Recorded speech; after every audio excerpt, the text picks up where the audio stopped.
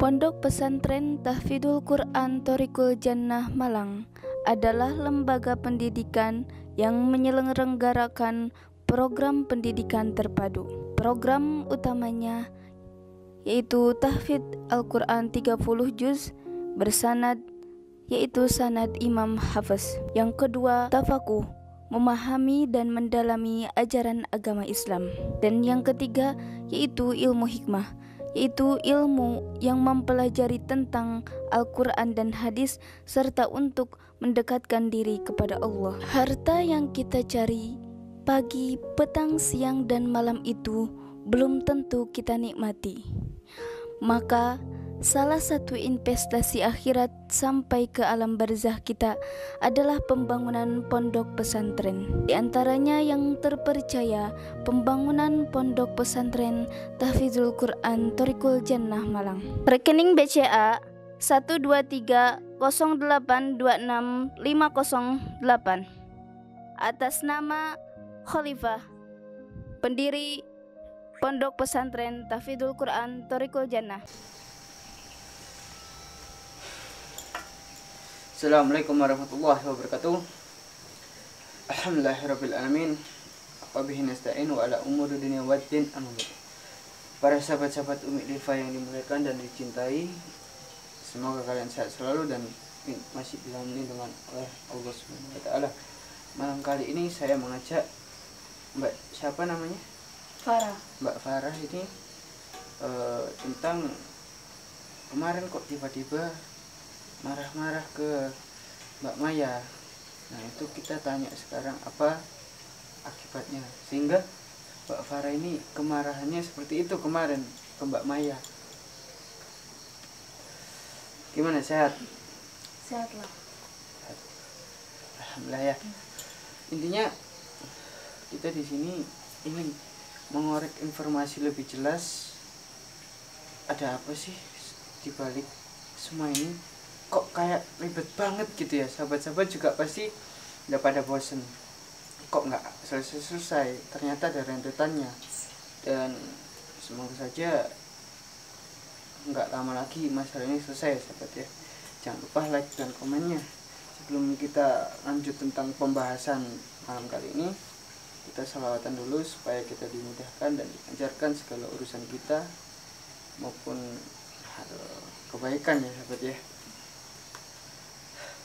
Mbaknya ini jutek kayaknya, dari tatapannya jutek sahabat. Saya takut sahabat, takut dimarahin. Mbaknya udah punya suami? Sudah, alhamdulillah udah punya suami sahabat. Tak kira masih belum, siapa tahu sahabat-sahabat mau, tapi udah punya suami sahabat, nggak boleh.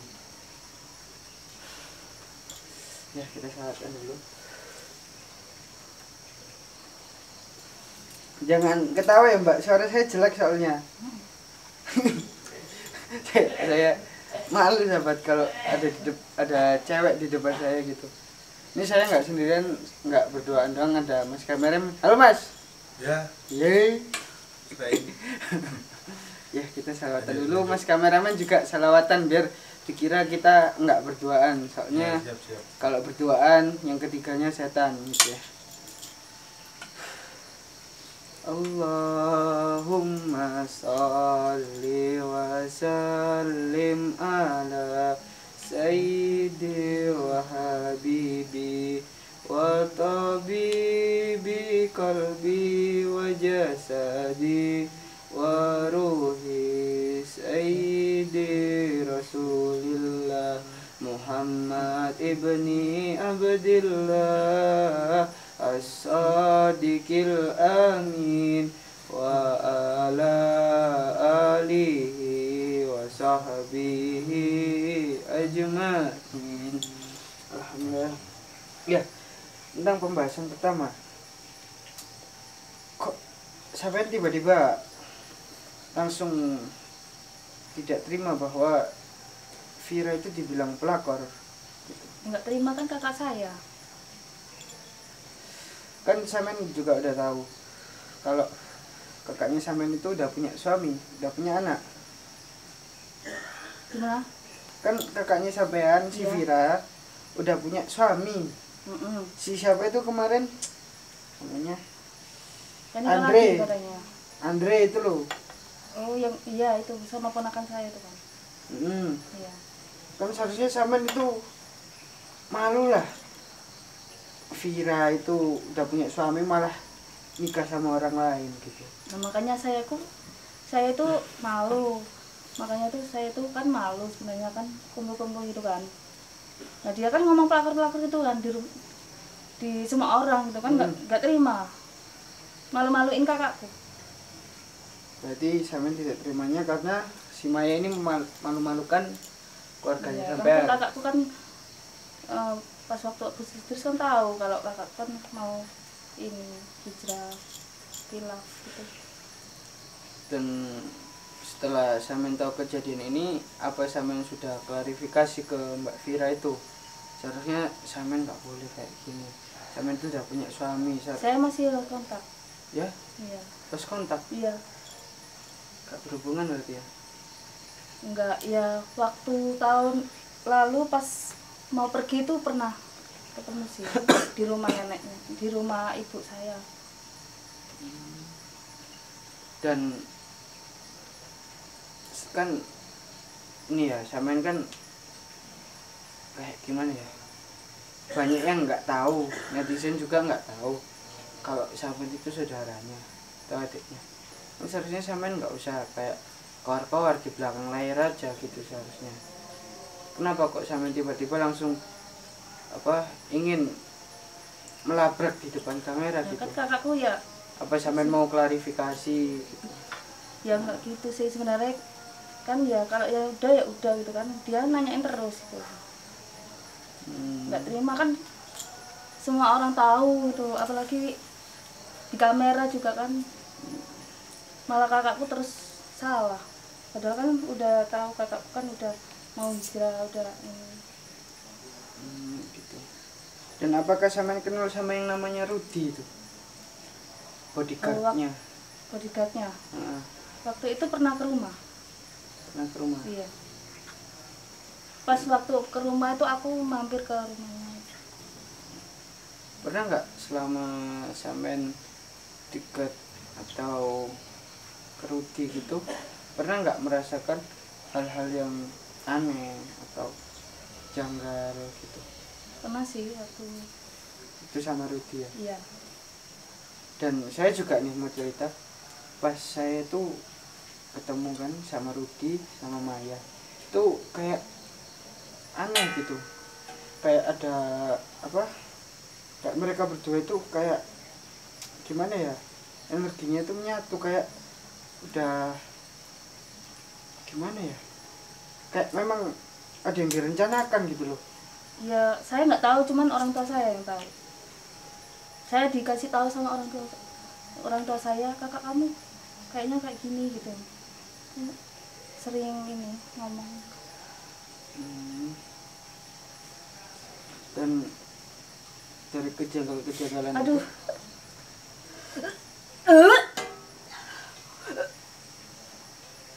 Mbak, kenapa Mbak? Kayak gimana itu, sakit gini. Jangan masuk angin ah. Butuh minyak kayu putih, minyak kayu merah. Iya. Tapi sampean tadi sama sendiri ya? Ini sendiri ya Mas? Iya kayaknya Mas. Tadi kesini sendiri. Kok mual-mual? Hamil lah? Gak tahu juga ya. Astagfirullah. Kenapa itu Mas Ray? Kenapa itu? Kok bisa sampai? Coba kameranya. Bentar, kameranya pas. Ini Mas, ini Mas. Astagfirullah. Aduh. Apa ini ya kak? Kayak ada yang dibuntel itu pakai kain. Astagfirullahaladzim. Kayak rambut. Coba dibuka ya. Bentar. Aduh. Serem sahabat. Sakit gitu tadi apa namanya? Mau ngomong kayak rasanya ini.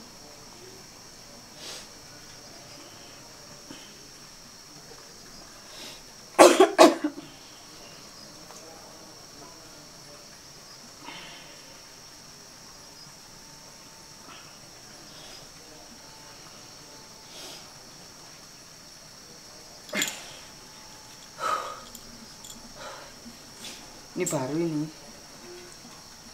Kiriman ini, Mbak. Masa sih Mas? Nah, tapi kita bakal kuak kiriman dari siapa ini. Apa aku buka aja ya ini? Bentar, ini masih panas ini, Mbak.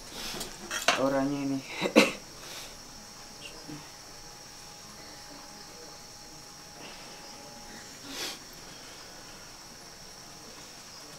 Hati Mas Ren. Aku aja.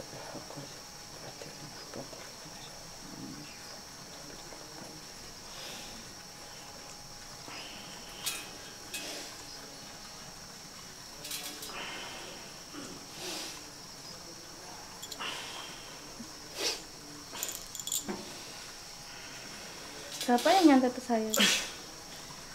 Itu kurang tahu saya. Padahal teman aku nggak ada yang kayak gini. Semua ya biasa-biasa Pasti aja. ini nggak mungkin orang nggak dikenal. Pasti orang yang sampean kenal dan orang itu tahu sama sampean. Dan kalau misalnya orang kalau bukan teman sampean ngapain juga nyatet sampean gitu kan? Ini pasti salah satu dari orang yang Ada air kenal. Mas. Air.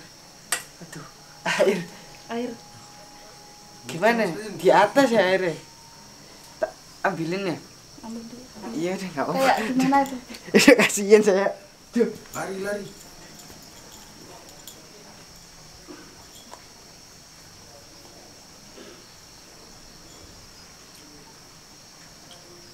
Tunggu ya Mbak, sabar ya. Iya.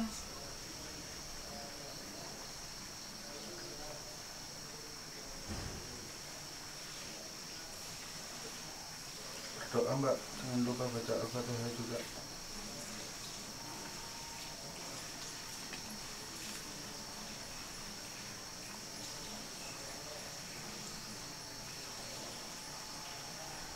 Mas Rain mana nih, lama sekali.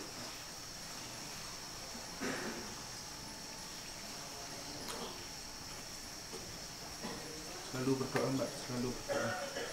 Jangan lupa baca Al-Fatihah. Ini udah madu asma yang udah dikasih asma. Kita minum. Ada doanya kok, nggak apa-apa. Gimana gitu? Udah coba jangan buka. Ih. Rambut. Astagfirullah. Kok gini sih malah?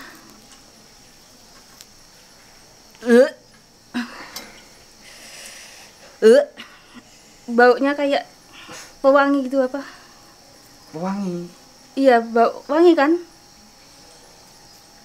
Wangi gimana Mbak? Baunya kayak busuk gini. Ih, rambut tuh sahabat. Baunya kayak telur busuk gitu Mas Ren. Tuh, coba kasih giniin Mbak rambutnya Mbak. Ya, paku. Itu aku. Astagfirullahaladzim. Kelihatan lah? Kelihatan. Tuh, pakunya tuh. Tuh. Kelihatan. Sama dikirim paku Mbak. Rambut, kain kafan. Siapa yang ngirimin aku kayak gini, Mas? Nah, itu untuk sampai di sini Mbak. Jangan minum lagi ya apa. Jangan minumin, takutnya. Enggak, aku kepikiran aja, Mas. Ini siapa lo gitu? Itu Mbak, Ya nggak tahu. madunya itu Mbak diminum. Madu ini dari Coba dibaca-baca ini Mbak. minum Biar habisin. badannya agak enakan. Sama. Itu efek Mbak, sampean masih ada jinnya Mbak, sehingga sampean nggak mau minum gitu loh. Paksain biar sampean nggak kena Habisin Mbak. santet. Habisin, nggak apa-apa. Bismillah. Bismillahirrahmanirrahim. Pelan-pelan. Enak itu ya, intinya di sini ini tuh. Tuh, sahabat, kasih lihat Mas, rambut, ada paku, juga ada kain kafan di sini, yang artinya ini fix santet, ini nggak mungkin enggak. Ya, untuk itunya mungkin kita coba optimisasi sekarang di tubuhnya sampean enggak bahaya nih, karena masih ada apa ya, sisa-sisanya ini panjang loh, kayak ulat loh, tapi ini rambut. Sampean tahan napas, terus baca ya Allah ya Qadim, Mbak. Baca sambil fokus, minta ke Allah, ya Allah, semoga Engkau angkat penyakit ini ya Allah, gitu.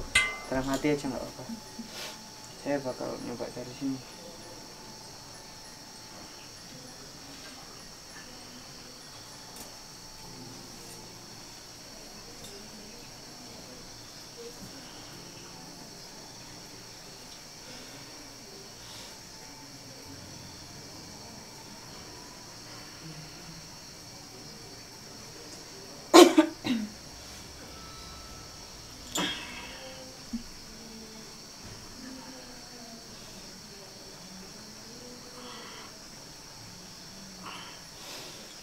Hasbiyallahu la ilaha illa huwa alaihi tawakkaltu.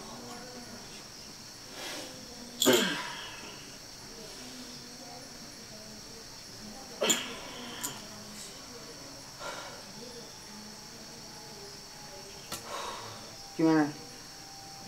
Masih agak sakit nggak? Enggak, mendingan kok. Tadi kayak kerasa.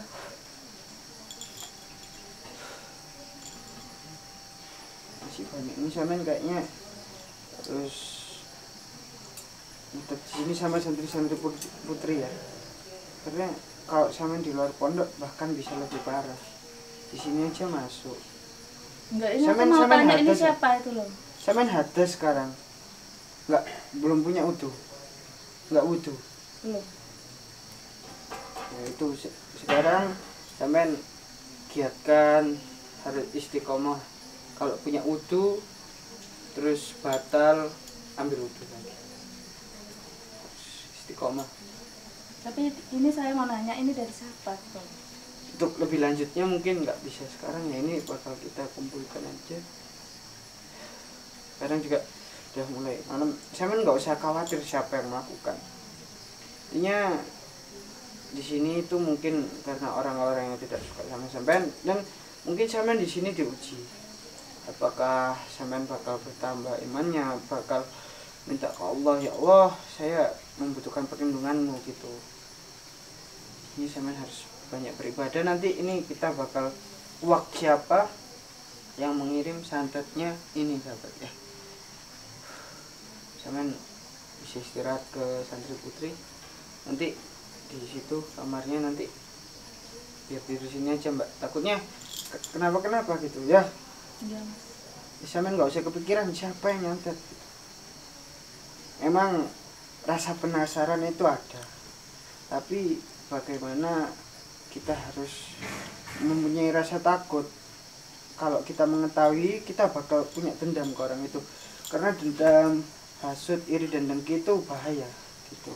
Sobat ya, mungkin sampean istirahat, ambil wudhu, kalau ya bersihkan diri lah gitu, jangan lupa sholat malamnya. Itu saya minta ya. Mungkin cukup itu sekian, saya nggak bisa melanjutkan perbincangan ini karena kondisi badannya Mbak Farah ini belum tentu meyakinkan untuk diajak berdiskusi, takutnya malah ada kejadian aneh. Saya akhiri sekarang. Assalamualaikum warahmatullahi wabarakatuh. Bisa istirahat aja Mbak.